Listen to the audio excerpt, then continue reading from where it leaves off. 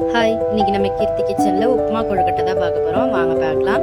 2 tumbler அரிசி, பச்சரிசி எடுத்து நல்லா களைஞ்சிட்டு தண்ணி சுத்தமாக வடிச்சிட்டு, ஒரு சொட்டு தண்ணி இல்லாமல் வடிச்சிட்டு எடுத்து வச்சுருக்கேன். அந்த அரிசியை அதை ஒரு பிளேட் போட்டு மூடி ஒரு மணி நேரம் ஊறட்டும். இது இப்போ பாருங்கள், நல்லா அந்த இருந்த தண்ணியும் இழுத்துக்கிட்டு நல்லா ஊறி வந்திருக்கு அரிசி. 1 மணி நேரம் அப்புறம் இதை மிக்சி ஜாரில் சேர்த்து இந்தமாரி உடச்செல்லாம் உடச்சி நல்லா ஜல்லடையில் போட்டு சளிச்சு எடுத்துக்கலாம்.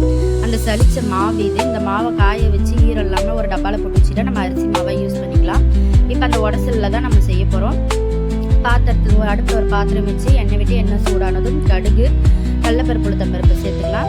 கடுகு நல்லா பொரிஞ்சோடனே கடலைப்பருப்பு, உளுத்தம்பருப்பு சேர்த்துட்டு அது நல்லா செவந்து வரட்டும். 1/2 ஸ்பூன் பெருங்காயத்தூள் சேர்த்துக்கலாம். இப்போ பருப்பு நல்லா செவந்த உடனே 4 காஞ்ச மிளகாயை கிள்ளி சேர்த்துக்கலாம். மிளகா நல்லா செவந்து வந்துருச்சு. இப்போ 1 டம்ளர் உடசலுக்கு 1 டம்ளர் தண்ணி விடணும். 1க்கு 1 தான் தண்ணி விடணும். விட்டுட்டு தேவையான அளவு உப்பு சேர்த்துடலாம். உப்பு சேர்த்துட்டு தண்ணி நல்லா கொதிச்சு வந்துருச்சு. இப்போ நறுக்கி வச்சுட்டு கருவேப்பிலை, கொத்தமல்லி சேர்த்துடலாம். இப்போ நம்ம சளிச்சு எடுத்து வச்சிருந்தா அந்த உடச்சலையும் சேர்த்துக்கலாம். உடச்சலை சேர்த்து நல்லா கட்டி இல்லாமல் ஒத்தாப்பில் கிளறி விடணும். கிளறி விட்டு அடுப்பை ஆஃப் பண்ணிடலாம். தண்ணி நல்லா இழுத்துக்கிச்சு. இப்போ நம்ம அடுப்பை ஆஃப் பண்ணிவிட்டு நல்லா ஆற விட்டுடலாம். கை பொறுக்கிற சூட்டுக்கு இப்போ நல்லா கை பொறுக்கிற சூட்டுக்கு ஆறி வந்திருக்கு. இது இந்த மாதிரி ஒரு கொழுக்கட்டை மாதிரி பிடிச்சி இட்லி தட்டில் வச்சு இதை இட்லி பாத்திரத்தில் வச்சு வேக வச்சுக்கலாம். ஒரு 3 நிமிஷத்தில் வெந்துடும். ரொம்ப நேரம் ஆகாது.